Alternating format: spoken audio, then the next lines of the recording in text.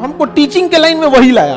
आपको लगता है कि अगर वो रहता तो मेरे पास नहीं आता, आज तक लौट के नहीं आया। यहाँ आने में उसका बहुत योगदान है। उसके पास ई पैसा नहीं था कि दोस्त ऐसा रखिए ना कि जो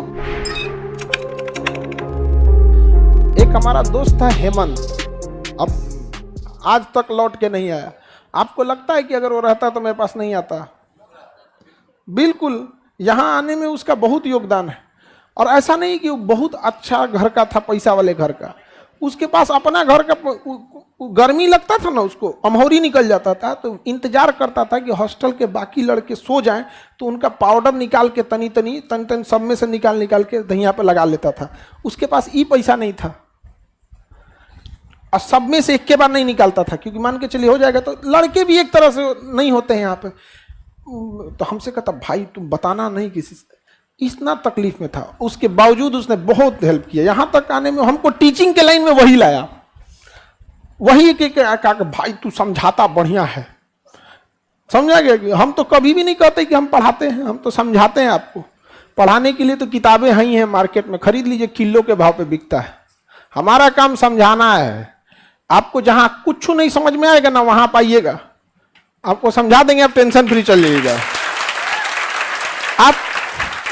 आप गौर किए, हम ज्यादा पढ़ाने से ज्यादा किस पे विश्वास करते, समझाने। आप इतने बेवकूफ थोड़ी है जो पढ़ नहीं सकते। पढ़ने के लिए आप कमजोर थोड़ी है जी। पढ़ने में गलती ये हुआ है ना कि टीचर ने आपको पढ़ा के चला गया।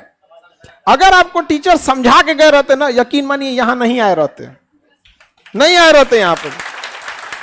और यहां से पढ़ने के बाद हम भी कहते हैं कि आप यकीन मानिए आप कहीं नहीं जा पाएंगे, कहीं नहीं जाएंगे आप।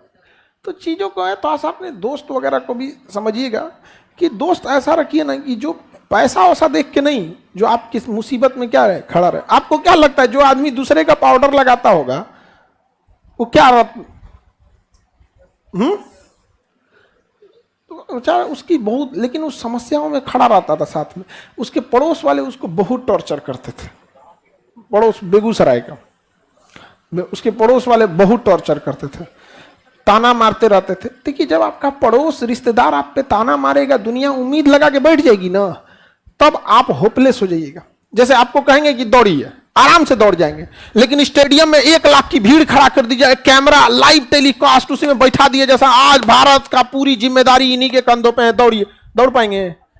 जिम्मेदारी बहुत बड़ांग चीज होती है, अचानक से आ जाते हैं, बहुत डिस्टर्ब कर देते हैं। इसलिए थोड़ा कोशिश कीजिएगा कि जब तक आप सफल नहीं हो जाते हैं ना, कि उस तब तक थोड़ा सा सीमित अपने आप को रखिएगा। बहुत हल्ला गुल्ला नहीं कीजिएगा, समझा? बैठा लीजिए बाबू उसको,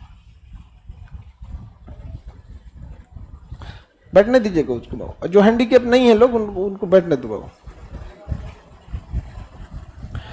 बाकी सब लोग हैं ना उस पर पहले बैठ जाइए बाबू, पहले थोड़ा सा बैठ जाइए, बैठिए, बैठिए।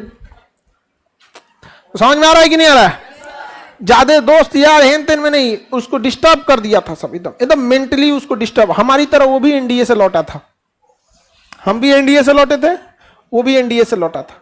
हमको भी ना बहुत सारा रिश्तेदार लोग, हमें तो कई आदमी हमको ऐसा रास्ता दिखा रहा था, मतलब जिसका कोई हद नहीं। यहाँ पे विदेश उदेश जाओ, यहाँ पे क्या करेंगे वहां, मतलब देखिए करने के लिए तो आदमी कुछ ना कुछ करेगा ही।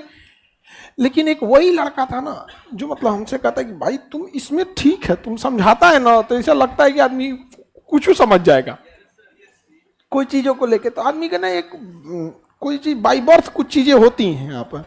और ज्यादा लंग फंग हमको आदत नहीं था किसी को कुछ करने का। एगो किसी को लॉज में कोई आया, समझा दिए, कुछ टॉपिक आया यहाँ पे उसके लिए, तो आप एक चीज से बिल्कुल थोड़ा सा बच के रहिएगा। समझ में आ रहा है कि नहीं आ रहा है?